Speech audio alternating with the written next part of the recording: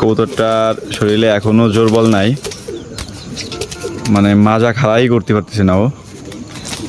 আসসালামু আলাইকুম, hello everyone, কেমন আছেন? আশা করি সবাই ভালো আছেন। আগে কবুতরটা দেখাই, কথা বলার আগে কবুতরটা দেখাই, সামনে এসে দেখাও। কবুতরটার শরীরে এখনো জোর বল নাই, মানে মাজা খাড়াই করতে পারতেছে না ও। তো এখন কবুতরটাকে ফেসবুকে আমি পোস্ট করার পর অনেকে অনেক ধরনের ট্রিটমেন্টের কথা বলছে। তো সেখান থেকে আমি এই 3টা ট্রিটমেন্ট নিয়ে আসছি। একটা হচ্ছে ক্যালপেলেক্স, একটা সিরিঞ্জের ভিতর ভরেই রাখছি আমি, আর একটা ডিম, ক্যালপেলেক্স আর ডিম একসাথে দেবো।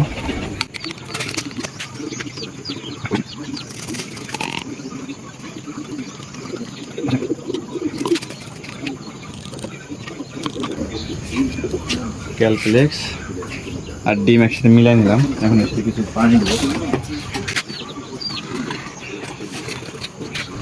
তো এই ক্যালপেলেক্স আর ডিম মিশালাম আর পানি, আর এখানে একটা ওষুধের কথা বলছে আমার এক ভাই, ওষুধটা দেখায়। এই ওষুধটা কতটুক কি উপকারিতা হবে সবাই একটু জানাবেন। নামটা দেখা যায় না, আমি নামটা ওষুধ লিখে দেবো। আগে এক পিস ওষুধ খাই।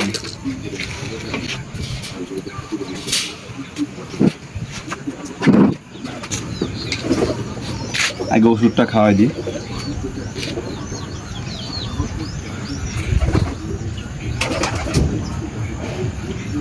খাইছিস?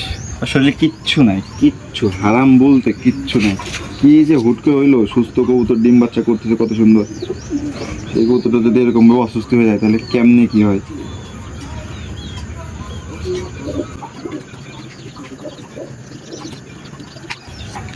দিলাম আর ভিটামিন খাওয়াইয়ে এখন একটু পেটে কিছু আছে। তো ইনশাল্লাহ কবুতরটার সমস্ত আপডেট আমি ফেসবুকে দেওয়ার চেষ্টা করব। কবুতরটা যদি সুস্থ হয়, কীভাবে কী ট্রিক্স ইউজ করে সুস্থ করলাম, ইনশাল্লাহ সবই আপনাদেরকে জানাই দেবো। আল্লাহ হাফেজ, সবাই ভালো থাকবেন।